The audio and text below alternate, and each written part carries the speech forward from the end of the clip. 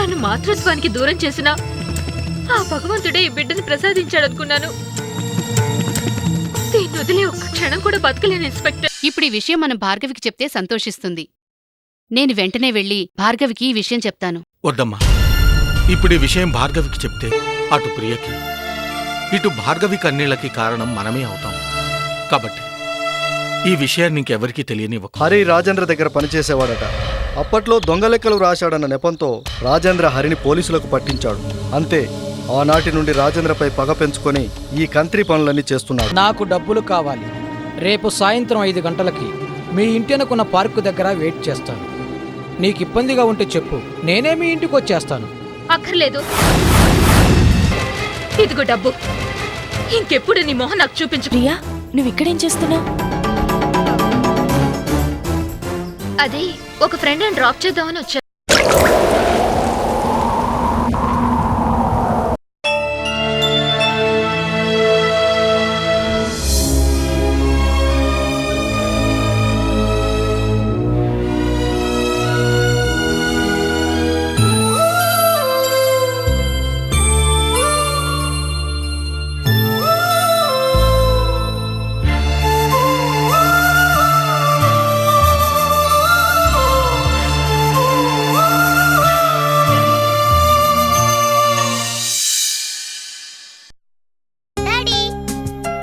Munni,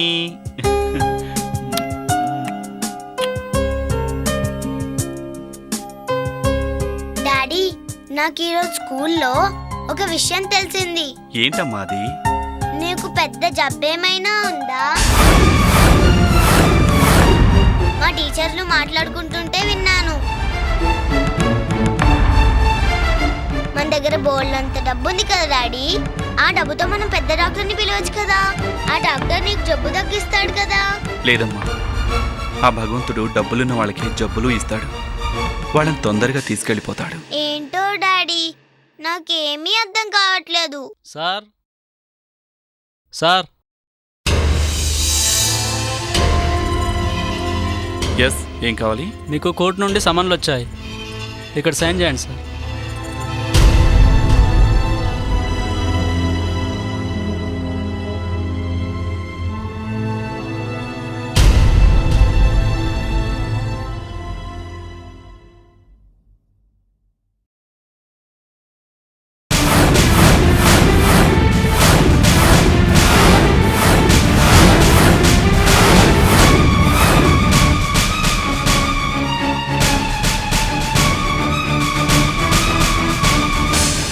daddy, ఏం daddy ఇది?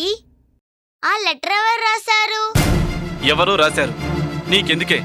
వేరేడంతా లేవు, అన్ని విషయాలు నీకే కావాలి. నోరు మూసుకుని లోపలికి వెళ్ళు.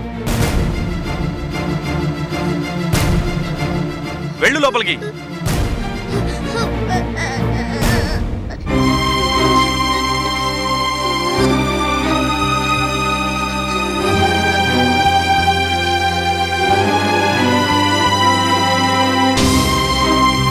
మున్ని, ఏమైందమ్మా? డాడీ డాడీ తిట్టాడు. సరే, నేను డాడీతో మాట్లాడతాను గాని నా బంగారు తల్లివి కదూ, ఊరుకో అమ్మా. నువ్వు పైకెళ్ళి హోంవర్క్ చేసుకో.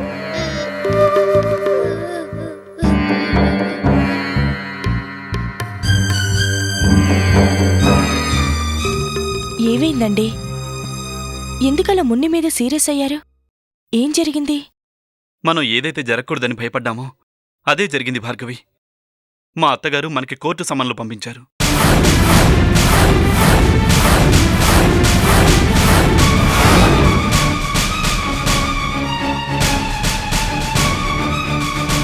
దీంతో మనం కోర్టు మెట్లు ఎక్కక తప్పదు, పరువు పోగొట్టుకోక తప్పదు. ఇంకా నా చివరి క్షణాలు జైల్లోనే గడపాల్సి వస్తుంది భార్గవి.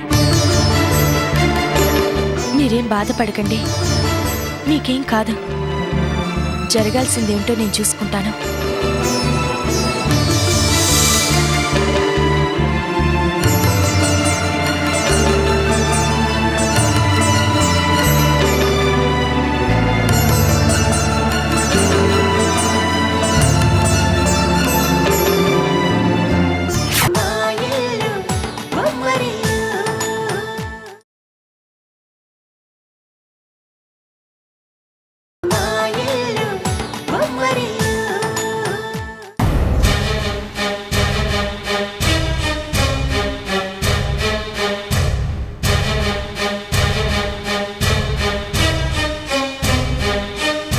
ఏం జరిగిందండి?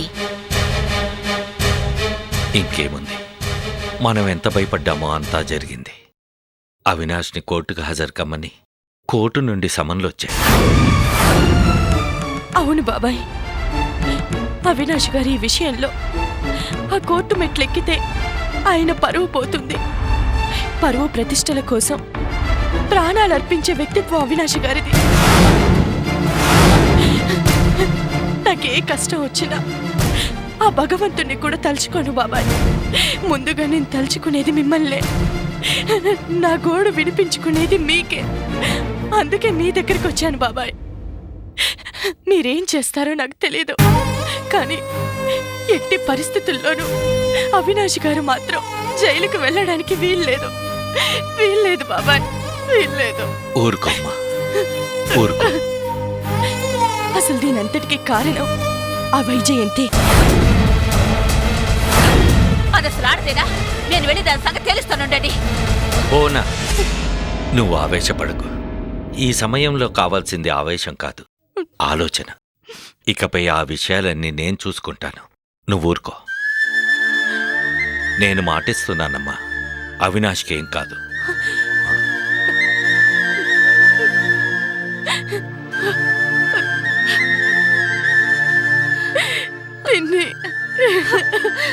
భార్గవి, ఊరుకోమ్మా.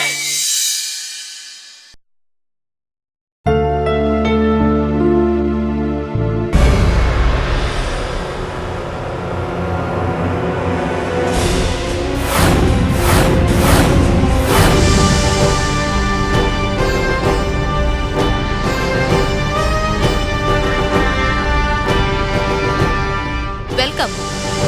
మీరొస్తారనే నేను ఎదురు చూస్తున్నాను.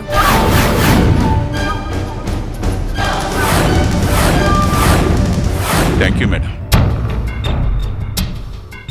మిమ్మల్ని కలవాలని, మీతో పరిచయం చేసుకోవాలని ఎంతగానో ఎదురు చూశాను. ఇన్నాళ్లకు మిమ్మల్ని కలిసే అదృష్టం కలిగింది. మీరు ఇండియాకు వచ్చినప్పటి నుంచి మీ ప్రతి కదలిక తెలుసుకుంటూనే ఉన్నాను. మీ గురించి తెలిసినప్పటి నుంచి ఎప్పుడెప్పుడు మిమ్మల్ని కలుద్దామా అని ఉబిళ్ళూరిపోయాను. కానీ ఈరోజు మీరే నన్ను కలుద్దామనుకోవడం ఊహించలేకపోయాను. ఇంతకీ నేను మిమ్మల్ని ఎందుకు కలవాలనుకున్నానో తెలుసా? నేను ఇండియాకి వచ్చినప్పటి నుండి నా గురి రాజేంద్ర మీద పగ సాధించటమే నా లక్ష్యం. అందుకే రాజేంద్ర గురించి ఆరా తీశాను.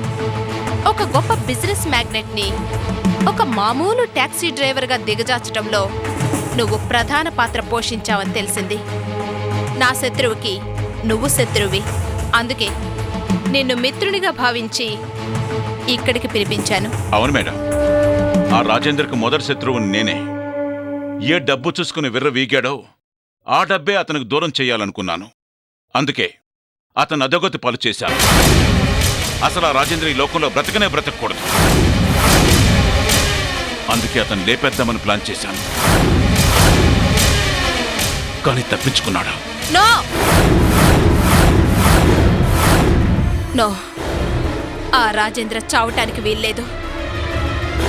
బ్రతకాలి, ప్రతి క్షణం చస్తూ బ్రతకాలి. అది చూసి నేను ఆనందపడాలి. చంపాలనే అనుకుంటే నాకది పెద్ద లెక్కేం కాదు. నా సొంత అల్లుడు చస్తాడని తెలిసి కూడా నేను లెక్క చేయలేదు.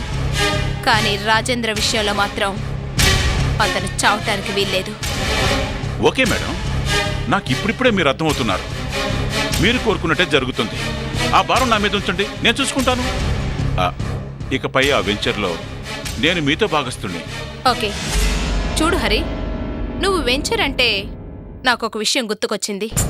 ఇప్పుడు రాజేంద్ర అవినాష్కు సంబంధించిన వెహికల్ సెక్షన్ ఇళ్ల నిర్మాణానికి చెందిన పనుల్లో బిజీగా ఉన్నాడని తెలిసింది. అవును మేడం, అసలు ఆ కాంట్రాక్ట్ నాకే రావాల్సింది. కానీ ఆ రాజేంద్ర అడ్డుపడడంతో నాకు రాకుండా పోయింది. బాధపడుకు హరి, ఇల్లు అలగ్గానే పండుగ కాదు. కాంట్రాక్టు వచ్చినంత మాత్రాన వాళ్ళు సాధించిందేం లేదు. దానికి సంబంధించిన ల్యాండ్ కోసం వెతుకుతున్నట్టుగా తెలిసింది. ఈ చుట్టుపక్కల ఉన్న ఖాళీ స్థలాలన్నీ తెలుసుకో, మనం కొనేద్దాం. వాళ్ళకి ఎక్కడ స్థలం దొరకకూడదు. అలాగే మేడం, మీరు చెప్పినట్లు చేస్తాను. ఇకపై ఆ రాజేంద్ర నీడలా వెంటాడతాను. రాజేంద్ర కళ్ళలో నీళ్లు తిరిగేలా చేస్తాను.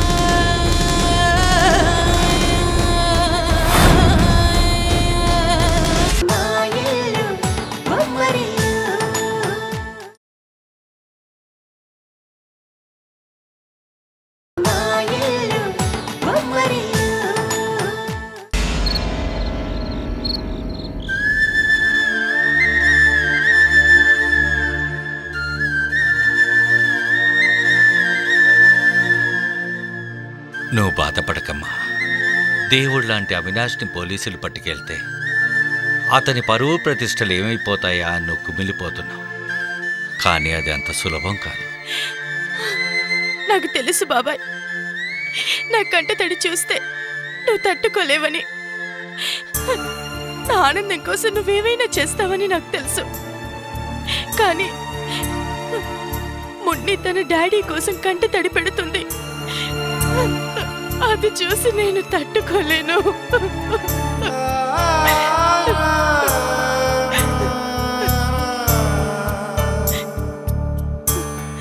ఊరుకో అమ్మా, అవినాష్కి ఏమీ కాదు. మేమంతా లేమా? అవినాష్ పరువు ప్రతిష్టలకి ఏమీ కాదు. కానివ్వం, నువ్వు ధైర్యంగా ఉండు.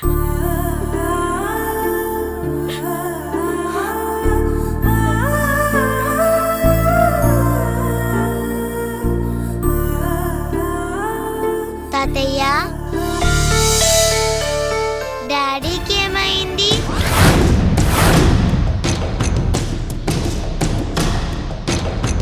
చెప్పు తాతయ్య, డాడీకి ఏం కాదు కదా?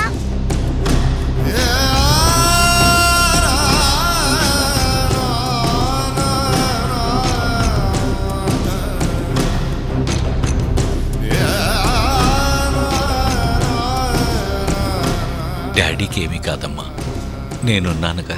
ఏం కాదు, మీరందరూ అబద్ధం చెప్తున్నారు.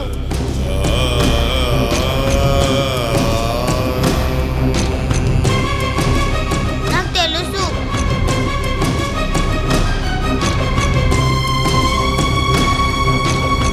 లేదమ్మా, అబద్ధం కాదు, నిజంగానే చెబుతున్నా. ఆ రోజు నేను కోర్టులో హరిశ్చంద్రుడి కథ చెప్పాను, గుర్తుందా? అబద్ధం చెప్పకూడదని చెప్పాను.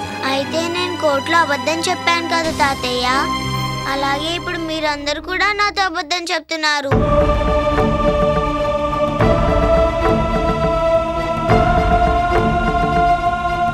నాకు తెలుసు. చెప్పండి తాతయ్య.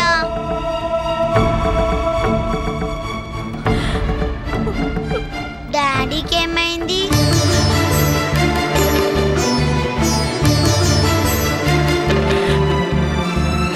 మున్ని, పదమ్మా. నీ ప్రశ్నలతో తాతయ్యని విసిగించుకో. రేపటి హోంవర్క్ చేయాలి. పద.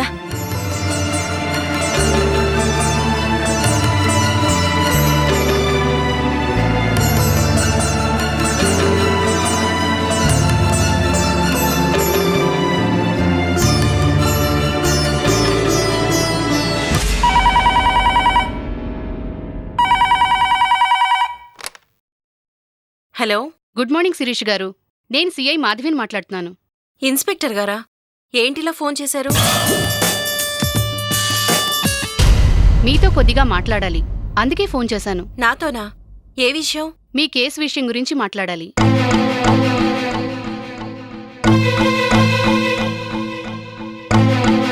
ఓకే, వెంటనే వస్తాను. పోలీస్ స్టేషన్కి రమ్మంటారా? నోనో, వద్దు. It's purely personal. మీరు సాకేత్ పార్క్కి రండి, నేనక్కడ మీకోసం వెయిట్ చేస్తూ ఉంటాను. అలాగే, ఇప్పుడే బయలుదేరుతున్నాను.